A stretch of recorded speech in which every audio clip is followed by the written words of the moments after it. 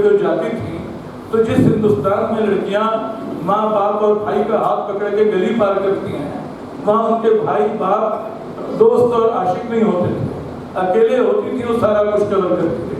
ये एक बड़ी खूबी है जो मीडिया में पैदा की। लेकिन ये सच है कि उसके पहले जो गिरावट का साम्राज्य है वो बहुत बड़ा है, और उससे कैसे निपटा जाएगा ये, और पिछले जो समाज की फांक है, देखिए कोई भी सत्ता आलोचना बर्दाश्त नहीं करती है। मैं 30 साल से लिख रहा हूँ, मैंने राजीव गांधी के खिलाफ लिखा, अटल बिहारी वाजपेयी के खिलाफ लिखा, मनमोहन जी के खिलाफ लिखा, मोदी जी के खिलाफ लिखा, सबके खिलाफ लिखा। 2014 के पहले और बाद का एक अंतर मैं बताता हूँ। 2014 के पहले जब मैं लिखता था तो लोग मेरा कंधा थपथपाते कि यार तुम तो बड़े बहादुर हो, तुमने सरकार के खिलाफ लिखा है। मैं डरता था तो मंत्री और संतरी से डरता था कि वो मंत्री मेरे लिए सवाल नहीं करते। 2014 के बाद पहली बार मेरे बगल में बैठा पत्रकार पूछता है कि अरे तुम सरकार के खिलाफ क्यों लिख रहे हो, तुम मोदी जी के खिलाफ क्यों लिख रहे हो।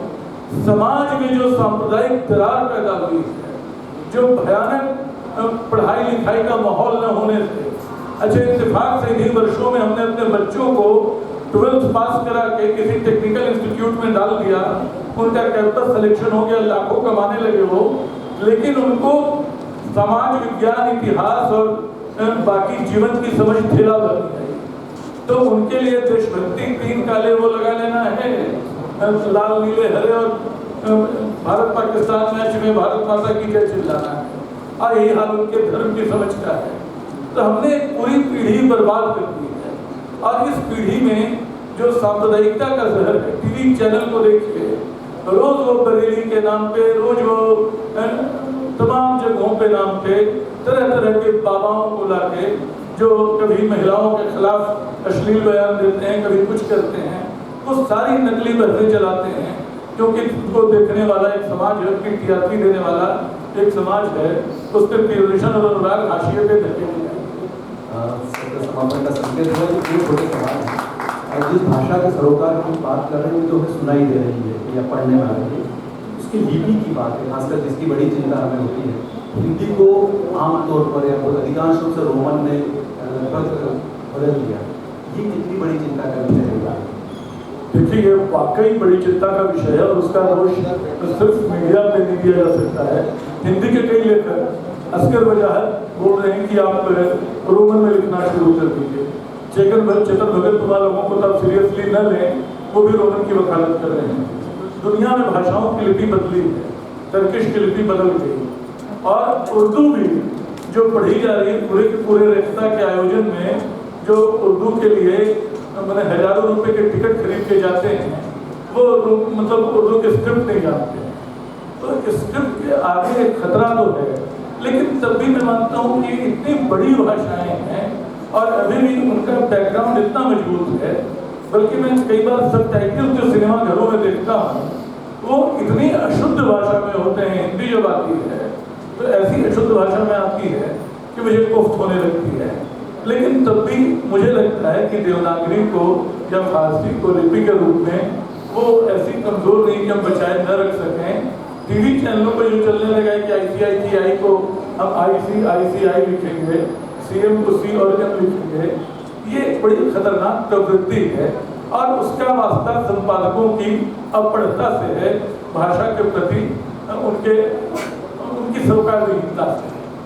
इतना सब कुछ समय कलुषता भरा दिखाई दे रहा है, उम्मीद की कोई किरण नजर आती है क्या कि मीडिया की भाषा के सरोकार? देखिए उम्मीद की अगर कोई किरण है तो प्रतिरोध के लिए तो सोशल मीडिया से है।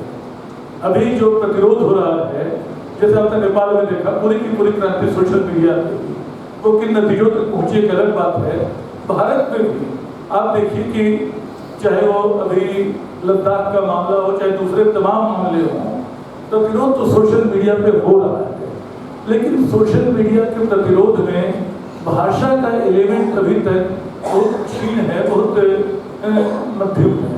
मैं जब इधर मैंने YouTube पे हाथ आजमाने की कोशिश की तो जो मेरा सहयोगी है उसने मुझे ज्ञान दिया कि देखिए इस भाषा से तो आप 5-10 हज़ार लोगों तक पहुंच जाएंगे, लेकिन लाख लोगों तक पहुंचना है तो आपको अपनी भाषा नीचे करनी होगी, ये किसी को समझ में नहीं आएगी।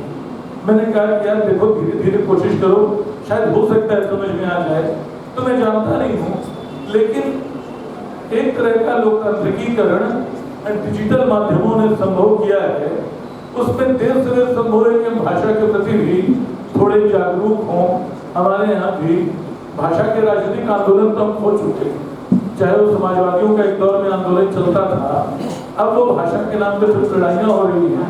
इस हफ्ते मेट्रो स्टेशन मराठी में है, अंधेरी मेट्रो स्टेशन का नाम नहीं है तो हिंदी पे उन्होंने पुताई कर दी, गुजराती ढाबों को गिराया कि वहाँ गुजराती में नाम लिखे हुए हैं, कन्नड़ और मराठी के बीच और हिंदी और तमिल के बीच झगड़ा।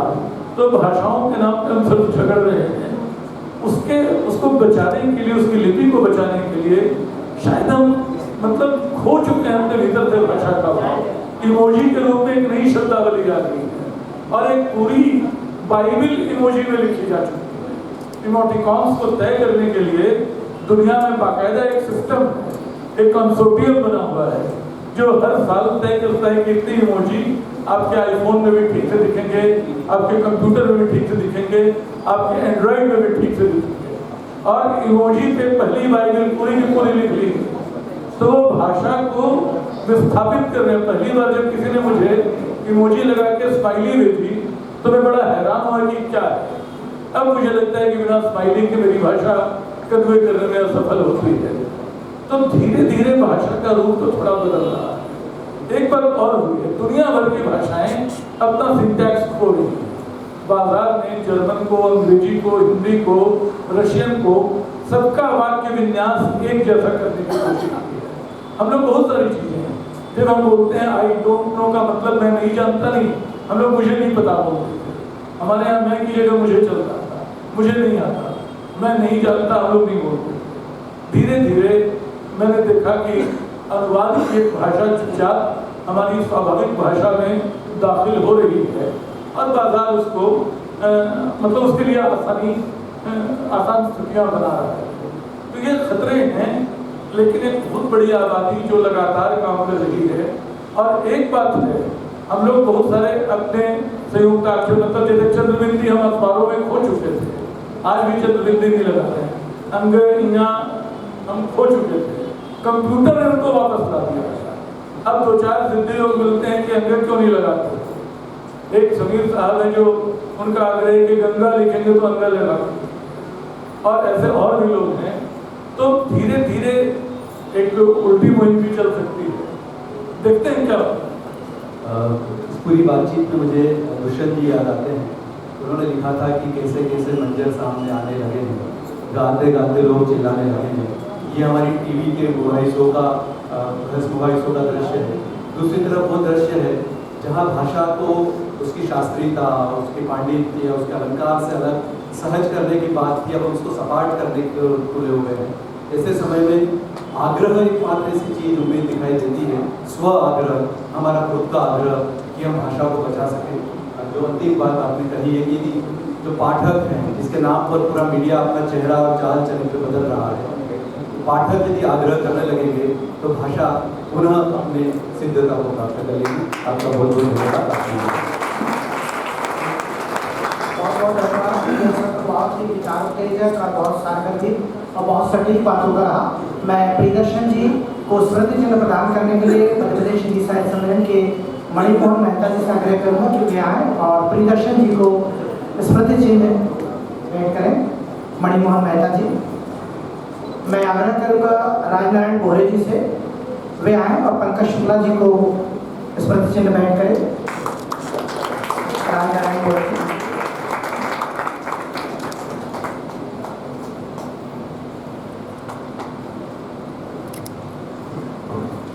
पंकज शुक्ला जी ने बहुत अच्छे सवाल किए, प्रियदर्शन जी ने उनका बहुत सटीक और बहुत अच्छे से जवाब दिया।